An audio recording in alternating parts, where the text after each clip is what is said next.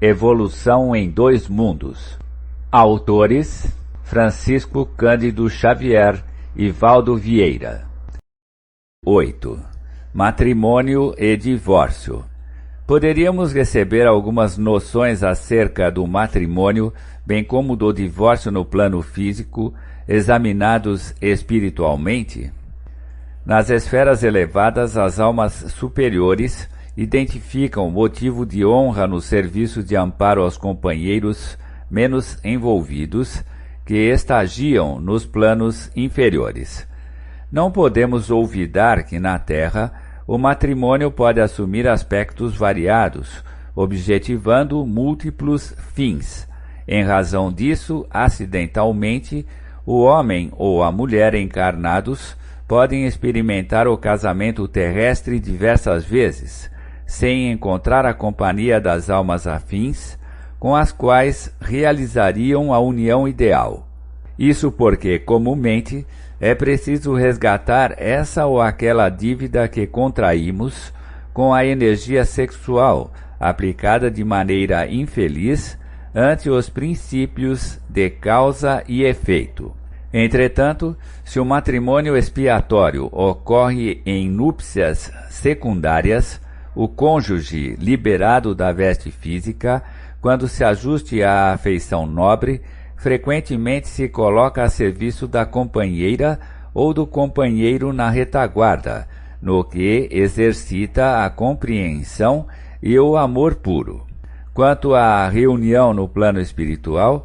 é razoável se mantenha aquela em que prevaleça a conjunção dos semelhantes, no grau mais elevado da escala de afinidades eletivas. Se os viúvos e as viúvas das núpcias efetuadas em grau menor de afinidade demonstram sadia condição de entendimento, são habitualmente conduzidos, depois da morte, ao convívio do casal restituído à comunhão, desfrutando posição análoga à dos filhos queridos, junto dos pais terrenos, que por eles se submetem aos mais eloquentes e multifários testemunhos de carinho e sacrifício pessoal para que atendam dignamente à articulação dos próprios destinos.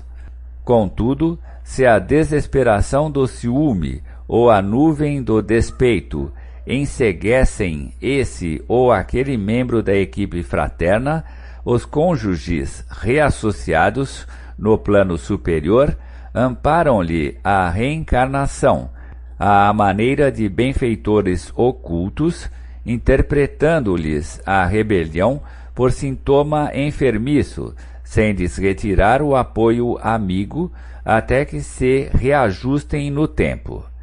Ninguém veja nisso inovação ou desrespeito ao sentimento alheio, porquanto o lar terrestre enobrecido, se analisado sem preconceitos, permanece estruturado nessas mesmas bases essenciais, de vez que os pais humanos recebem muitas vezes no instituto doméstico, por filhos e filhas, aqueles mesmos laços do passado, com os quais atendem ao resgate de antigas contas, purificando emoções, renovando impulsos, partilhando compromissos ou aprimorando relações afetivas de alma para alma.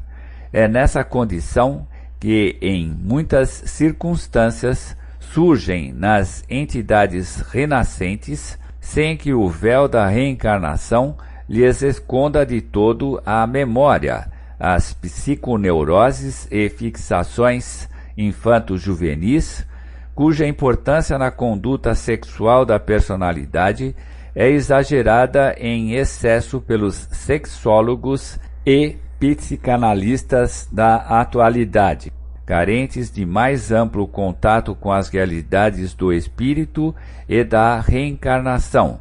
que lhes permitiriam ministrar aos seus pacientes mais efetivo socorro de ordem moral. Quanto ao divórcio, segundo os nossos conhecimentos no plano espiritual, somos de parecer não deva ser facilitado ou estimulado entre os homens, porque não existem na terra uniões conjugais, legalizadas ou não, sem vínculos graves no princípio da responsabilidade assumida em comum. Mal saídos do regime poligâmico, os homens e as mulheres sofrem-lhe ainda as sugestões animalizantes e por isso mesmo, nas primeiras dificuldades da tarefa a que foram chamados, costumam desertar dos postos de serviço em que a vida os situa, alegando imaginárias incompatibilidades e supostos embaraços, quase sempre simplesmente atribuíveis ao desregrado narcisismo de que são portadores, e com isso exercem viciosa tirania sobre o sistema psíquico do companheiro ou da companheira mutilados ou doentes, necessitados ou ignorantes, após explorar-lhes o mundo emotivo, quando não se internam pelas aventuras do homicídio ou do suicídio, espetaculares, com a fuga voluntária de obrigações preciosas.